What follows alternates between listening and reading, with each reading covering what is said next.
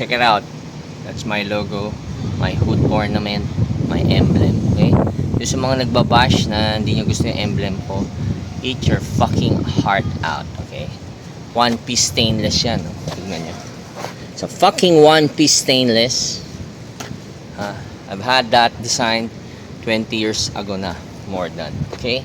So dala ko yung kotse ng kapatid ko si Ann because nandito ako sa Alpha Base, Secret Alpha Base, kung saan makikita nyo yung secret project na gagawin ni Maverick. Okay?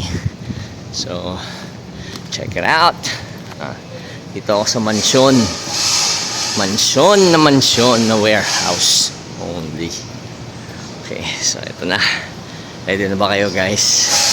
The fuck? Paano malaman nyo kung sino talaga OG? Okay, what the fuck? Low riders in the house. What the fuck?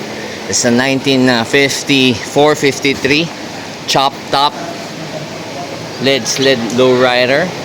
You have a 1951 bomba na fleet line na Chevy. Siyempre, meron tayong Impala na convertible 1963. And then, siyempre, si Tito Charlie in the house. Tito Charlie, how are you? Ano, Tito Charlie? I-roll out na ba natin to? Napandar na natin. Napandar. So, pinapandar namin ni Tito Charlie. Di ba, Tito Charlie, last na video natin, sabi ko, meron tayong secret project. Binagyan ko. Oh! Wala. Ay, medyo maingay-ingay pa. Naka-edal rock. Oh! Impala lowrider. You have a 59 Cat's Eye lowrider din. Siyempre meron tayong Buick Regal. Ganda nitong Buick, pati kulay oh, fucking fuchsia pink. And siyempre meron tayong Eleanor here. Okay, so pinapatikim ko lang sa inyo kung anong mga project na makikita nyo sa mga vlogs ni Maverick, sa mga event na pupunta ni Maverick noon. Okay, so kasama natin ngayon si Kuya LD, siyempre Tito Charlie, at siyempre si Noy. Start namin. Ito ang pagpa-start ng auto, okay?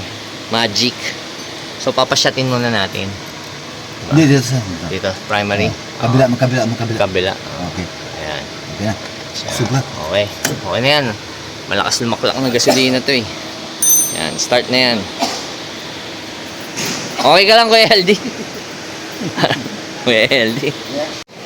Okay guys, syempre kasama natin ang presidente namin dati ng Vintage Car Club of the Philippines, Tito Charlie Alvarez. Tito Charlie, ikaw ba? Active pa ba yung ano natin, club natin? Wala na. Semi-active Semi, na lang. oo. Di katulad dati, no? When you were starting. Mga old members. Namatay na. Wala na. Pati ba si Jimmy Barletta, wala na rin? Retired na rin. Retired na rin, oo. Wala na. Okay. So, kami na lang actually ni Tito Charlie ang naiwan sa club namin.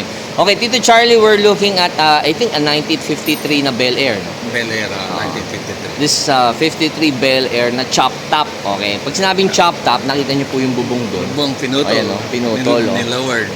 Binaba. Okay. So, ito, actually, it's a lowrider na chop top. So, para siyang lead sled. Tama ba, Tito Charlie? Lead sled, tama. They call it lead sled. Usually, mga Mercury, Bel Air ang ginagawang ganito.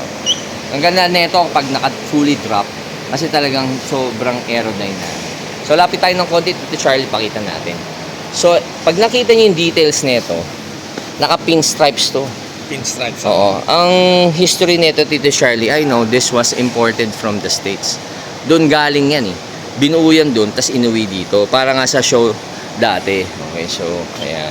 Pero syempre, i-revive natin. Ang ganda ng grill niya, no, Tito Charlie, no? Customized lahat yan. Custom, oh. Ganda. Pero kailangan buhayin na natin. Custom, Oh, tas pag nakita nyo, lalo na yung bubong, Tito Charlie, di ba? Kita nyo yung glitters, oh. Flakes. Oh, flakes, oh. Ang tawag dati dyan, flakes. Ano ba, Tito Charlie, nung ginagawa kay lowrider ko nun? Pumunta pa ako ng Amerika, sa Glendale. Doon ako nakabili ng flakes ng House of Colors. Kasi during that time, wala pa, di ba? Wala naman social media. Di pa ganun kalakas ang internet. Wala pang Google. So, talaga mahirap humanap. Ganda, di ba? Tapos yan, no?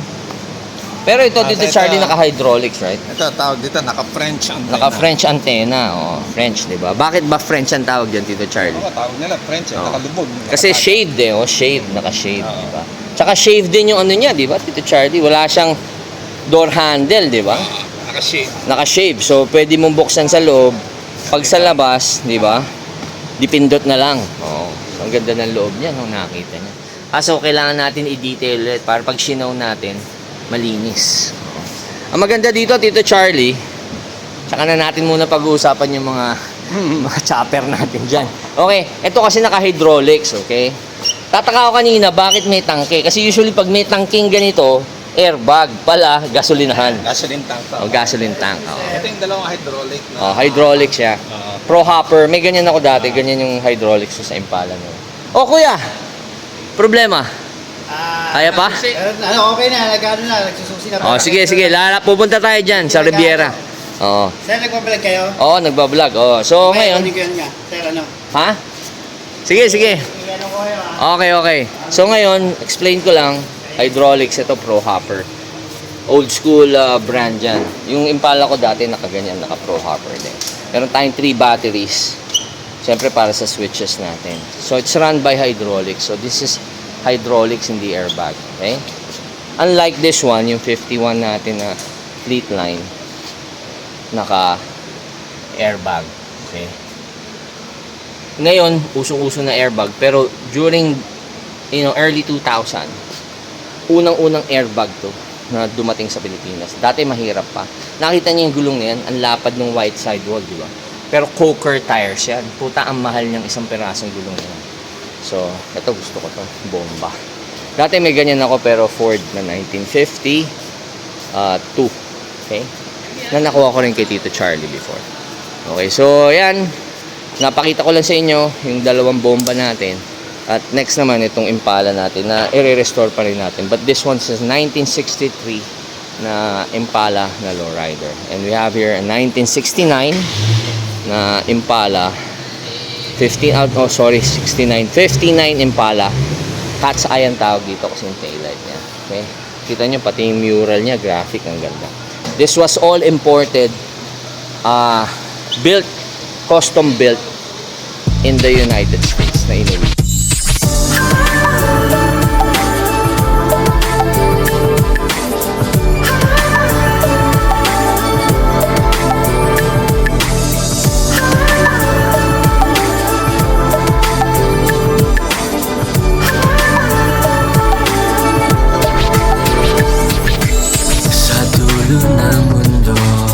Nag-aantay sa'yo, nandito lang ako, nagmamahal sa'yo, ina'y totoo.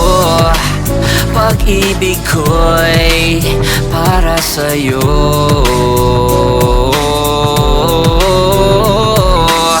Di ka nagkamali, sa'yo